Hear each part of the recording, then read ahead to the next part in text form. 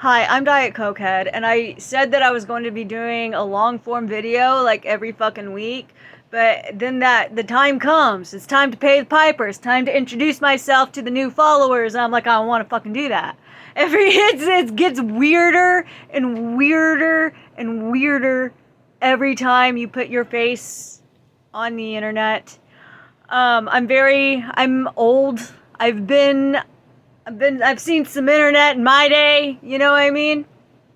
I think my first run-in with like hate mobs and stuff, I was 14 and I dumped my first boyfriend.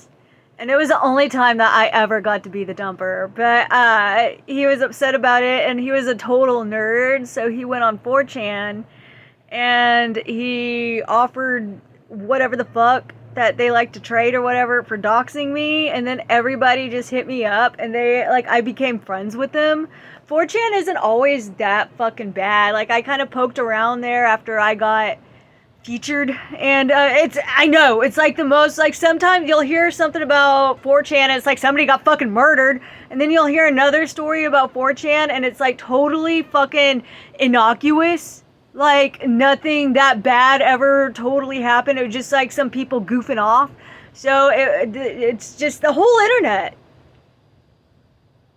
The whole internet is like that. And it's always, I don't know, I like observing the internet. Yeah, I fucked up on my getting high thing. I cleaned up my apartment. I found an old edible and I was like, man, it's been like, I don't know, it's been months, so I will let you know if the cannabinoid stuff comes back. Every time it's come back before, though, it came back for just a couple of days, so I'm like, is that, yeah, I weigh out my odds with it instead of just, like, totally, I was scared it was going to be permanent, but I think it's kind of wearing off. I need to give it a whole fucking year. I do, but and hopefully this is gonna be the last one. But then like the vape shop that I fucking like, yeah, I didn't quit. I cut back a lot, and I have a quit date. And instead of just going like completely cold turkey, I think what I'm going to do, it just sounds, it's so stupid. It feels so weird to fucking get up here and talk about my life, but I didn't want to write a whole fucking Kevorkian. I wanted to do Kevorkian next,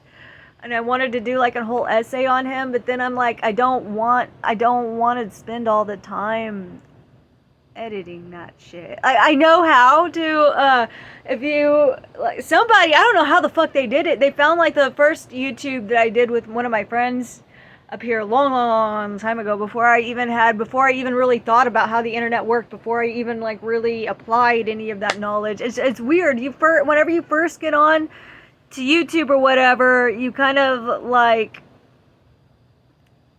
hang on, like you just kind of post something. Yeah, even if like, especially if you're like Instagram or whatever, like I have a privated one for all of my friends, and I used to not care. I used to like, I've been on the internet, I've had run-ins with weirdos, I've had, you know, like, and I just kind of felt like sometimes it seems like all of that stuff is right in front of your face, and then sometimes, you know, like whenever you very first start out with cam stuff, it was so much worse when I first started, and that's because they'll look for girls that are just starting. When you just start, it's putting a fucking, having 0 followers or whatever, like that's exactly what creeps are looking for. They're looking for somebody who's gonna depend on their subscription. They're looking for somebody, you know, stupid shit like that. But then you get comfortable, you know, because like after I started, like whenever I first started YouTube, it was for a very specific niche of people, and I felt like I was just talking to them. I felt like only those 100 people from all their weird little corners of the world. It doesn't feel like, oh my god, I'm gonna be this big fucking whatever. It doesn't feel like, it feels like you're just saying, hi, I exist in this world, and I'm just trying to find other people, and I'm just trying to like see what's up. Like that's what it feels like at first, and then like you get something that has like thousands and thousands of views, and it's like, you like your competitive drive gets in there, and then, you know what I mean? So I was comfortably sitting in this little spot where it was just like people who related to what I was putting up, to people who whatever, and like they've been my core followers, and they're the people that I want to make these videos for. They're the people that I want to say, hey, what's up to once a week. They're the, like, it doesn't feel like I'm entertaining them. It just feels like I for years and years and years, it just felt like a little weekly gathering of some of my friends. But lately I've been putting up like that shorts. I know how annoying it is. Nobody's as annoyed and fed up with it as I am, but it works, so what are you gonna fucking do? It'd be cool if I could establish myself as somewhat of a niche musician. That would be fucking sick. Oh, I know I'm going to topic, but that's just how it's gonna go today, guys. This is what you're subscribed for. Like, I'll think nobody is watching. I'll think nobody has found me. I'll think whatever, but I think maybe it's because I have, I promise this is a real speculation and it's not just a plug, but maybe because my link tree is there, but then like all of my Twitter, all of my Instagram, and I don't have shit on Instagram. I have like, I'm following 8,000 people and like 80 people are on there. I can't make Instagram work. Instagram fucking hates me. They always have hated me. But the Twitter and the TikTok and the whatever is all following. And the thing about TikTok is that they have like an instant, like it's way easier to use the Insta CapCut than it is to actually go and fuck with actual CapCut and all their fucking ads and stuff, because like I won't pay for fucking anything. A private chat is really expensive with me though. I hate it whenever people are like, oh, she's greedy, oh, she's entitled, oh, she's whatever. But I mean, like, guys will get into these fucking obnoxious ass circular conversations, and I can tell whenever it's leaning towards something fetishistic. I don't know what the fuck it is about me, but everywhere I go, no matter what, everybody's like, oh, you don't believe in God, so you're a fucking freak, and you're whatever, and you're like, it just, like, I don't know where, or you're tattooed, you're something. And they think that if you're not like this perfect little Puritan whatever, they think that you're not a snob, and they think that you're a total freak. I don't know, that's just kind of like the vibes. I've been tattooed since I was 18, so that's what I think is going on. Maybe they just smell the slut on me, I don't fucking know. But I mean, like, the thing is, everywhere, like, ever since I was 18, everybody was like, well, you should do this work, you should do this work, you should, you know, I didn't fucking discover, I've been doing this way before OnlyFans. I've been doing this way, like, I was one of the OGs. I started camming in, like, 2010, 2011. I was, like, barely 19 whenever I first started doing cam. And it's the only thing that's, even with AI, even with everything, even like there's like some stupid new little technology it's gonna try to pimp out, and I'm like, I'm not even gonna fuck with that. I'm not like that. They want like the bare minimum. The biggest things that changed were the introductions of like Bluetooth vibes and stuff, and ShareCam is like way more universal on other platforms and stuff now. Those are the only two. Like, watching it change is really just like watching porn fads. Like, seriously, pornography and fetishes and stuff, those are fads. I think that's why you see like so many like objectivism that, you know, like every like 10 years or something, somebody will be like marrying the Eiffel Tower, or somebody will be like really whenever the Eiffel Tower marrying people come up, the balloon people come up on cam. Like, that's how old I am. That is how old I am. I can fucking track patterns like that. When I see a fetish emerge in non-fetish, like whenever they're like, look at this freaky thing, look at these freaky ass fucking furries, look at these freaky ass fucking objectivism people, look at these freaky whatever, whenever that starts coming up to in communities that do not understand fetish whatsoever, that's when I know that the trend is about to change. That's when I know to stay on top of shit. And my advice is to just keep it broad. Like, if you're gonna go into the BDSM stuff, then look at what's kind of, you can kind of easily nudge your way into whatever's the most popular within the general BDSM category. Fast, easy money is a trap that you gotta stay on top of because you don't know how to fucking handle it whenever you get your first big payment. Like, I'm a lot better about that. Like, whenever 18-year-olds and stuff making a whole lot of money, that's gonna last a year, I'm telling y'all, because, like, that's, short-term and long-term success are two completely different things. It's brutal. It can be very brutal and bad on your self-esteem, and then it can be like the highs and lows. That's what I keep telling people it's exactly like bartending, and I can't even fucking think of it. Like, my head can barely conceptualize this as like something that people are projecting onto me, because in my head I'm playing a character. It's a job. It's like I try to have as much fun. I want to make the most out of it, you know?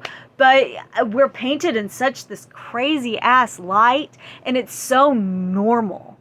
I think that's like me and the people and the customers and stuff that I talk to they're all like, it's ups and downs, and you will meet it. You're exposed to the whole fucking internet. I don't give a shit if you're on YouTube or if you're on CamSoda or if you're on whatever. CamSoda they're one of the best platforms I've ever worked for in my entire life. They're so responsive whenever some shit's going down. They're really, really, really they're on top of everything. Their customer service stuff, like, they filter out, I don't really know why, but it's the best tip culture that I've ever been involved in with any cam service, whatever. And I ran into the least amount of problems ever on like, maybe once every 4 or 5 months there's gonna be a bad apple in there, but then mostly the guys are really respectful. They're really good about, I don't know, just like, I hate Chaturbate. I hate Chaturbate. I think there were like 4 or 5 of them whenever I first started, but then,